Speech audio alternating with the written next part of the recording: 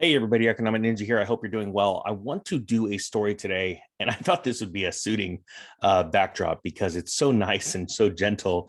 And I wish I was there right now, actually in calm blue water and looking at palm trees and feeling the breeze, but that's not the case. We're in reality right now.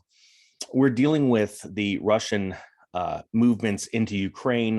The war has broken out. The reality of what I've been warning people about for about a year and a half now about diversifying yourself, unbanking yourself, getting away from the traditional banking system, becoming your own bank, becoming your own savings account, right?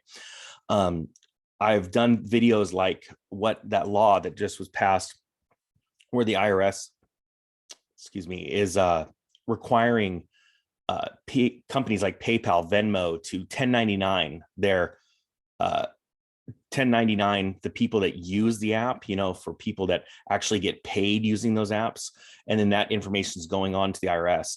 The point being is that I have been warning people now for about a year and a half that the collar is getting tighter. Okay. The grip is getting stronger. The chokehold is getting even worse on human beings all over the world. And the facts are that it is not going to let up. And to be able to break free from that, we have to break those bonds and we have to become our own banks. Stop getting into debt. Become your own bank. If you need to borrow money, you borrow it from yourself because you have a savings account, right? And I've gone into all kinds of different ways you can do that.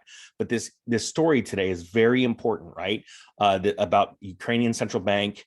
It suspends electronic cash transfers, bolstering the use case for crypto. Now, first off, I want to make this very clear. I think it is very important. If we talk about crypto, if you own any, you need to get it off the exchanges. You need to do it now. I'll put a link below. And this isn't supposed to like scare you, but it's supposed to wake you up because this is happening all over the world. Okay. And so the crypto that's on the exchange is not yours until you pull it off or you sell it. Okay. That's just a fact. We've seen this kind of stuff with Robinhood, where they won't allow you to pull it off.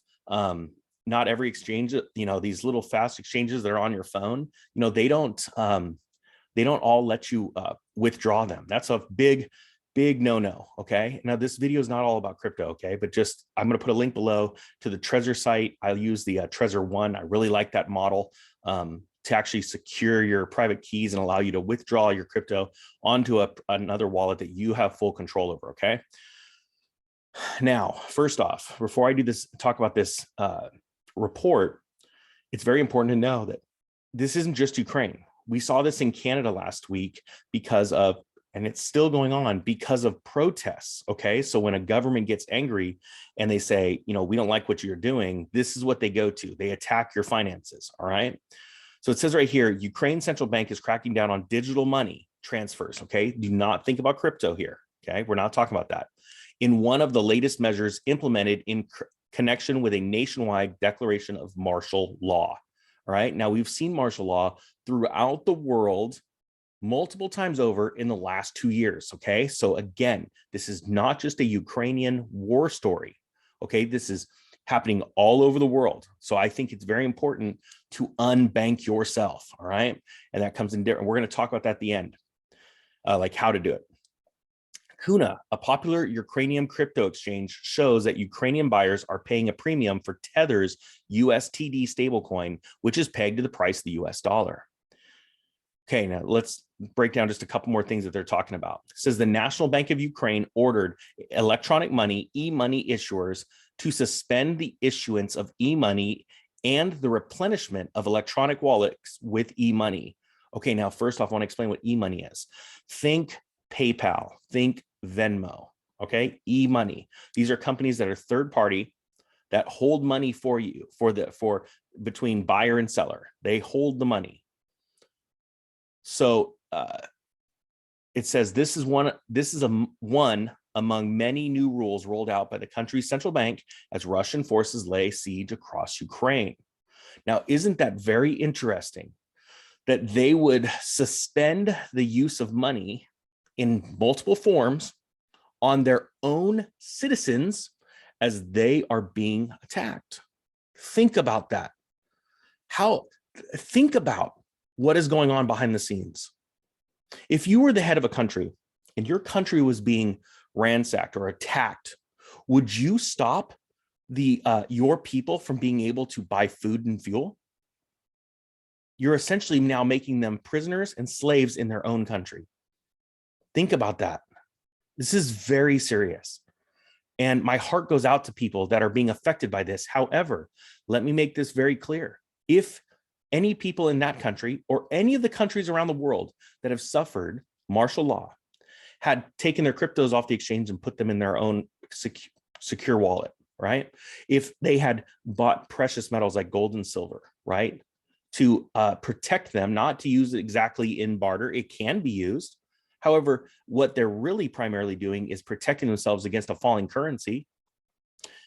Or if they would have pulled money out of the bank and had money stashed somewhere so that they could go to the gas station and pay in that whatever currency they're using, fiat currency, they could buy gas, they could buy food, having small denominational bills, they would not be suffering the same fate as everyone around you. So this is literally a clarion call. I believe personally that things are going to get much worse in the next few months. I believe inflation is going to get worse and that the supply chain is going to get more damaged. It's going to become more damaged because of parts of the world that are waking up and excited to get out, ripping those things off their face, and they want to go out on a vacation or they want to do something. Also, the facts are, because of government numbers that just came out the other day, consumer spending is up almost double, about, let's say, 60% month over month, because people are waking up to the real truth, not a narrative. It was a narrative for a while, people like me and other people warning about inflation. But now the truth that inflation is here and that it's not going away anytime soon unless we have the Federal Reserve intervening. So I am telling you, I think it is very important to change your lifestyle right now. I cannot be more clear than that. And I want to, and again, guys, I'm going to link this story below so you can read it, but I think it's very important to understand this.